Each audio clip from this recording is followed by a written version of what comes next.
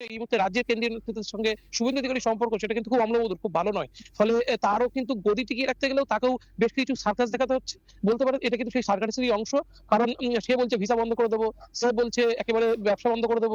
ভারত তো বাংলাদেশের সাথে ব্যবসা করে অস্বীকার করার নয় এবং সেখানে তারা বলছে ব্যবসা বন্ধ করে দেব, তাহলে ক্ষতিটা কার হবে আখেরে? এটা কিন্তু সমস্ত ব্যবসায়ীরা, সীমান্তের ব্যবসায়ীরা প্রশ্ন তুলেছে এবং এটা যদি ২ থেকে ৩ দিনের বেশি হয়, সমস্ত সীমান্তে যেসব সীমান্তে ব্যবসা বন্ধ করার কথা বলা হচ্ছে, এইসব সীমান্তে কিন্তু তৃণমূল কংগ্রেস যারা এই পশ্চিমবঙ্গে যারা ক্ষমতাসীন দল তাদের কিন্তু সংগঠন যথেষ্ট শক্তিশালী এবং সেই সব সীমান্তে কিন্তু এই বিজেপি কর্মীদের মারধরের মতো ঘটনা সেটাও দেখতে হবে বলে মনে করা হচ্ছে এবং যদি সোমবার দিন এটা হয়, যদি হট করে একটা পুরোপুরি সীমান্ত ব্লকেট করা হয়, সাময়িক সময় হয়তো সেটা পার পেয়ে যাবে, কিন্তু দীর্ঘকালীন সময় করতে গেলে এই বিজেপি কর্মীরা খুব সুস্থ শরীরে এই সীমান্ত এলাকা থেকে ফিরে আসবে না। কারণ পশ্চিমবঙ্গের রাজনৈতিক পরিবেশ যে পরিবেশ অর্থাৎ যেখানে একেবারে উত্তেজনা পরিবেশ, মারধর, গোলাগুলি এটা তো খুব স্বাভাবিক পরিবেশ এবং সেটা যদি সীমান্ত এলাকায় হয় এবং বিজেপি কর্মীরা যদি একেবারে শহর থেকে সেখানে গিয়ে আন্দোলন করতে যায়, ফলে পরিবেশ খুব উত্তপ্ত হবে। এটা